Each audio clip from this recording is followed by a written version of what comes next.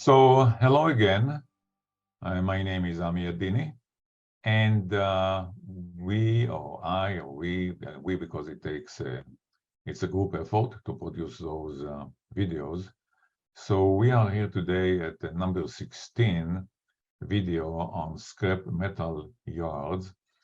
This is number 16 in a series that we call Remove Environmental Risk from the Transaction.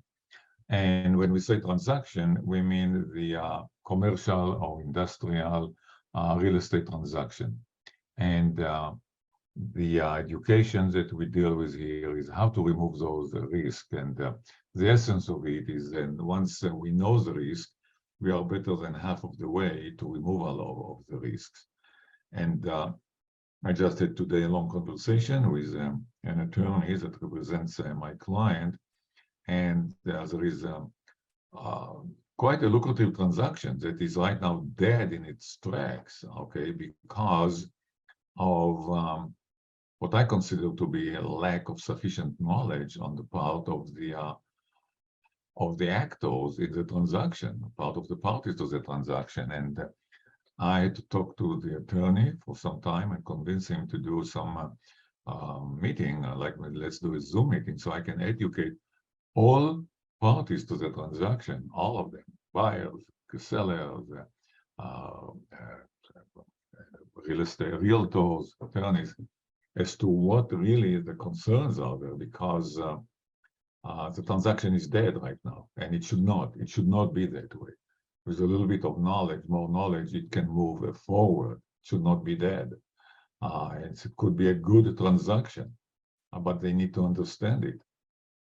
So education is a lot. It's more than half of the way onto the successful transaction. So this is one of the purpose here, or prime purpose even in our series, is to tell you that there is knowledge out there, and I do not pretend to be the only one in the industry with this knowledge. I don't want to be the only one. I could not cope with it, being the only one. There are many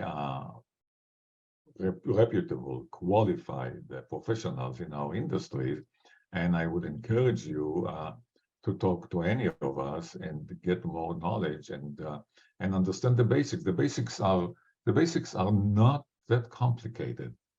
At the end of the day, it's common sense, and one of my old friends used to say that common sense is not common, but it's common sense. I mean, there is a lot of simple, straightforward wisdom that once you have it, straightforward knowledge, you can use your native wisdom that I will grant you that you have it to move forward with the transaction. So the purpose of these videos is not to make you environmental professionals or experts, and it takes more than that, but to encourage you that there are solutions out there and not despair right away. Anyway, so this is the purpose. So we are talking about removal or remove environmental risk from the transaction. We have over 30 videos here. Today we are at number 16. It tells you that there are 15 videos before that, and there will be over more. We have, as you can see, we have over 30 videos in this series, and I encourage you to go the ones before and to continue to listen to the ones after, and it will be interesting.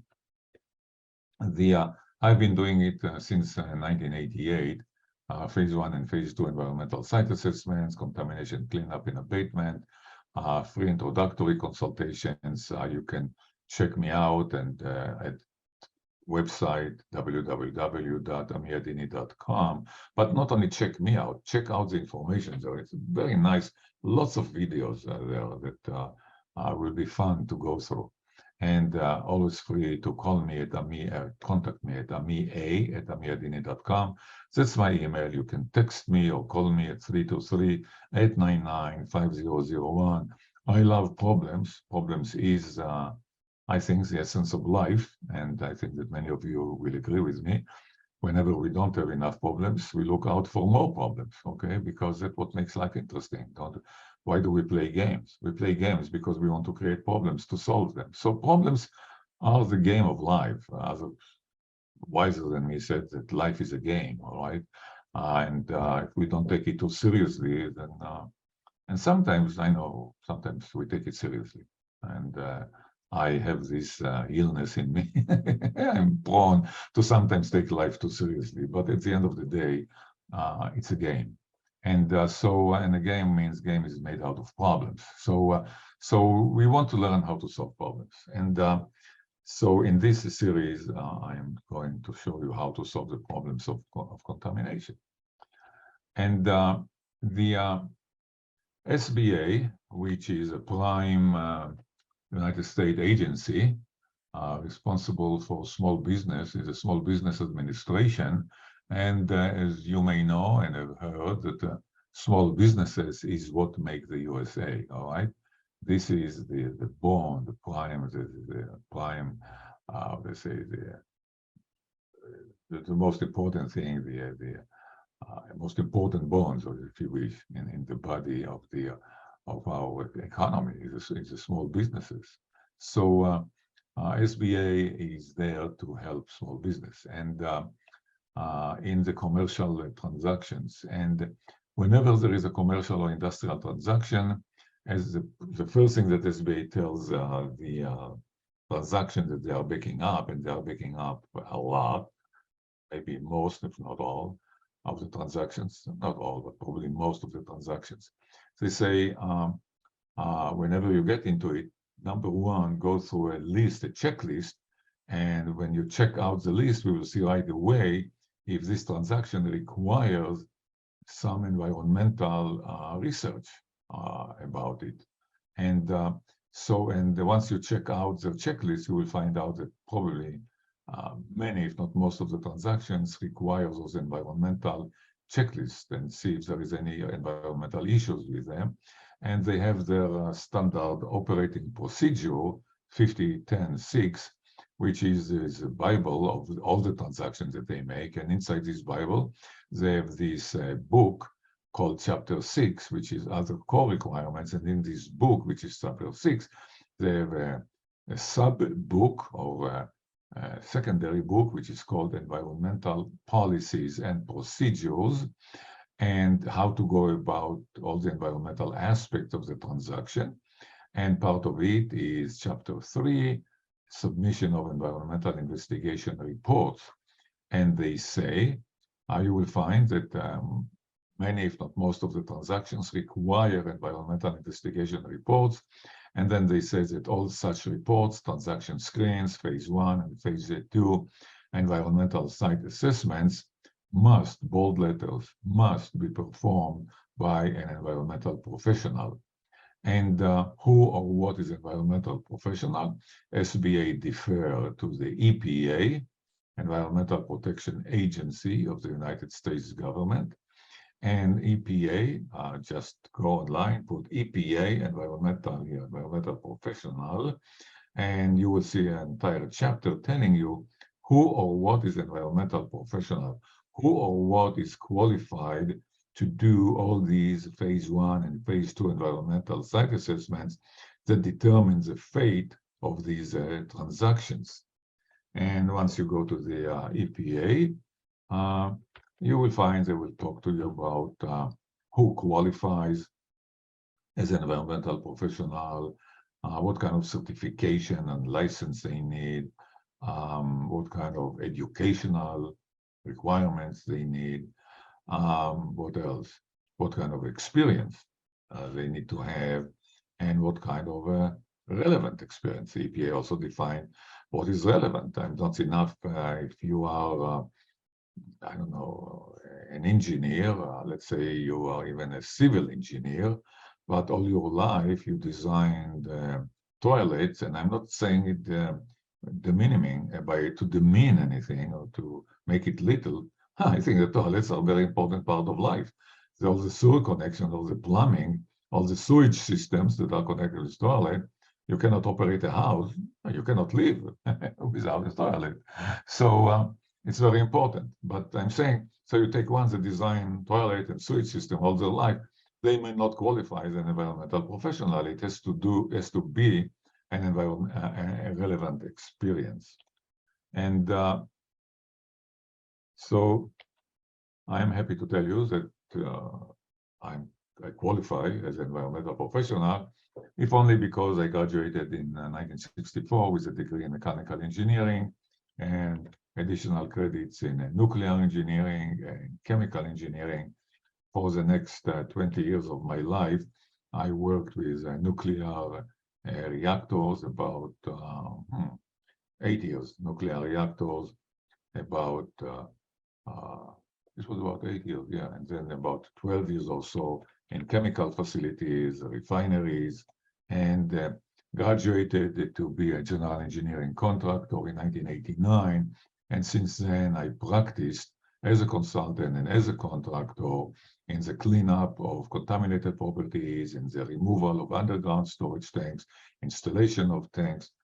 Did a lot, and also got certified in 1989, was certified as a hazardous substance removal certification. And I'm showing you that not only to tell you about myself, about me, but just to show you what other environmental professionals you may want to see them have. And I know that quite a few of them have those qualifications. So I'm not showing it to you only to say, hey, look, I'm the only one. I'm not the only one, all right?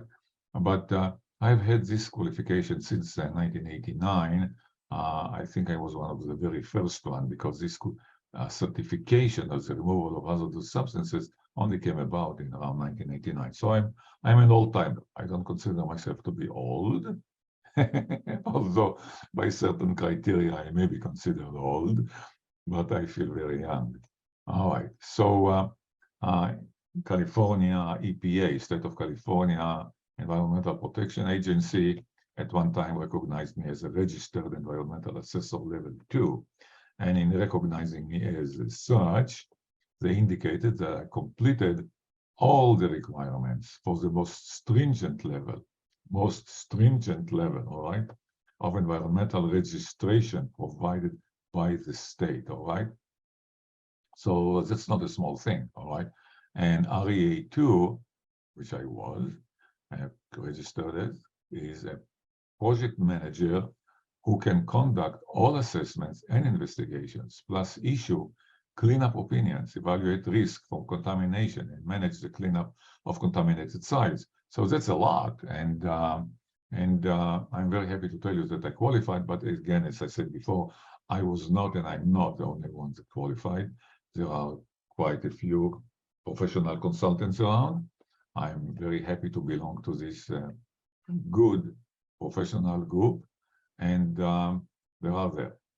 So here is one project that I and my company, we did recently. This used to be a Terminex facility, and they contaminated the area with pesticides, the soil and the concrete. These concrete pieces that you see here were impregnated with pesticides, and I'm sorry, with carcinogenic pesticides. And the soil was contaminated with those pesticides. And we were there to demolish all the structures on the property and take all the debris away to special toxic landfills. And in the process of breaking it up, we generated dust. I mean, you take this huge hammer here, right, and you hit it on the concrete, you will get puffs of dust blowing out from it. And so as you see us standing here with water and quenching down the dust, because this concrete was impregnated with pesticide. And the dust that is flying out from it is loaded with pesticides. And if we don't quench it, if we don't stop it, it will fly up and above, go to the neighborhood. It's not only my workers here that are inhaling it or getting it into their mouth, this carcinogenic stuff. It is going out to the neighborhood, to those nice neighbors, children, adults, living here, and they may inhale toxic carcinogenic dust. So we have to be very careful here. And the way we did it, we monitored the entire site around with special monitors. Told us every minute of the day that we worked here how much dust was in the air, and every speck of dust was monitored. And if we went just above 2 or 3 specks of dust, figuratively, we had to stop the operation. And the operation stopped, and we waited until the dust settled down, and then we continued. So it was an interesting project. We took out about over 1,000 tons of contaminated concrete, over 1,000 cubic yards of contaminated dust. Right now, they have a 16-unit apartment building there. Beautiful building, just beautiful. It's in a nice neighborhood called Silver Lake. You can look up Silver Lake in Los Angeles. Beautiful neighborhood. And so it's a nice project. I'm very proud to be there. I think the overall cost of this remediation was $500,000, but I'm sure that the owners have really appreciated it, and it played very, very well into the overall equation of the redevelopment that they did here with this 16 apartment building, 16 apartments, beautiful, and I know that they are happy. The Mario Andretti says, renowned race car driver, he says, if things seem under control, you're just not going fast enough. All right. So those of us that are control freak, and sometimes I tend to be in that group, just want to control everything. Well, by the time that we control or I control everything, I may have lost the race. All right. So there is a certain equilibrium, certain compromise between controlling everything and moving efficiently on what we do. The subject of the day is scrap metal yards. We have quite a few of them around, especially nowadays, and for several decades we have had them, where we recycle metal. So on the right-hand side, you see this mess of parts or particles and engines, or who knows what, all right? And this is a metal scrapyard. And here on the left side, there is some, what I would call it a metal scrapyard, but it's an old abandoned site that they abandoned vehicles there. Maybe they take them apart, all right? So metal scrapyard. Here is another picture of an abandoned place where they abandon cars or leave cars for parts, okay? They break the cars and take parts out of them. And let us put them in this category again of scrap metal yards. And what are the primary concerns? The primary concerns are vehicular fluids. Once you take engine parts, you dump vehicular fluids on the ground, including gasoline, diesel fuel, oil, transmission fluid, power steering and brake fluid, gear oil, and mineral spirits, all right? So this is where you take engine parts, take car parts. I personally, with my experience, I'm not that concerned about this kind of contamination. Even if it is there, and it's probably there, it usually stays on the surface, okay? Even if they spill there, I don't care, a few quarts of gasoline, it doesn't go deep. It stays on the upper surface. Or diesel fuel, transmission fluid, these are brake fluids, these are sticky substances. They don't go far. And they will stay in, if you're, one site that I saw, it was heavily contaminated with all these fluids, where they took engine apart. And we went there and we drilled, okay? We went, in this case, it was an extreme case. We went down 5 feet, it disappeared. I mean, on the surface, the soil was soaked. I'm telling you, it was soaked with those fluids, all right, on the surface. And I remember as I started drilling, I said, wow, what is this? But as we go down 5 feet, I got virgin oil. Virgin land, virgin soil, all right? Clean like a whistle, okay? Clean. So it doesn't go too far. And even if it is there, just bring the bulldozer, scrape it up, and put it onto the trucks and take it to the proper landfill. Yes, it will cost some money. It will. And it will add to the cost of the project. But in the overall picture of the project, I assure you, you will find it will be an incremental cost. Maybe it will add another 0.5% to the cost of your project, okay? So it's not a make or something that will make or break the day, all right? So, but still it has to be handled. Other concerns, mercury from light switch assemblies, headlamps, display screen backlighting, and brake sensor. So there could be some mercury there, fine. So we have mercury again, it will be on the surface. Just bulldoze it up and take it to the landfill. Lead from lead acid batteries. That's why they used to take batteries and just dump the acid and then the lead get into the soil. Wheel weights, and battery cable ends. So lead is an issue. And again, you will need to take it to a landfill and get rid of it in a proper way, and it will cost you money. But there again, in my experience today, when you design your project, you will find it. So it will be 0.5% incremental cost, maybe it will be 1%. Worst case, bad case, we will be 2 or 3%. But again, it's not going to break the project, for God's sake. Excuse me for getting so excited about it, but I've seen too many people worry about things which are too little to worry about.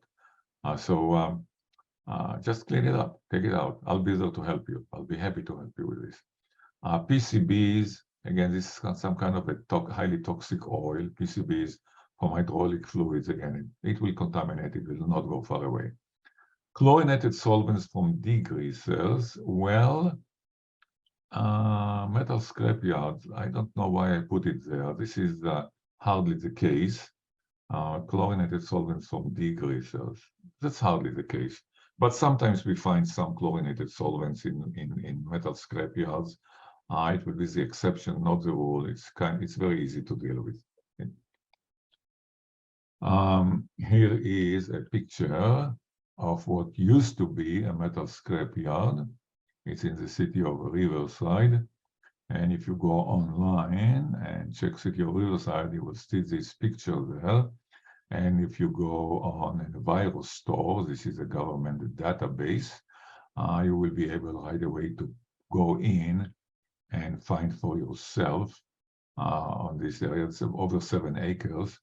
I checked it out recently on a VirusStor. I have personal interest in it because back in, when was it? I believe in 2012 or so, I was personally involved in this site and I investigated it. And it's still there, it's still not developed, but right now it is under a contract with the government to be cleaned up. It's over about 7 acre site, and it was a metal scrapyard. And when we went there back in, I think it was 2012, and we generated what we call quote unquote heat maps, and we found lead contamination, or the colors tell us the intensity of the contamination. It was in the upper surface. We found lead, we found PCBs, we found some chlorinated solvents. I don't show it in this picture, but they were limited to some areas. And that's how we left it those years. And then over the years, some other consultants or another consultant moved in, and right now they are handling the site with California EPA. And so what they did, the people that purchased the site, they are going to now redevelop this 7 acre site. They go back, sorry, let's go back there a moment.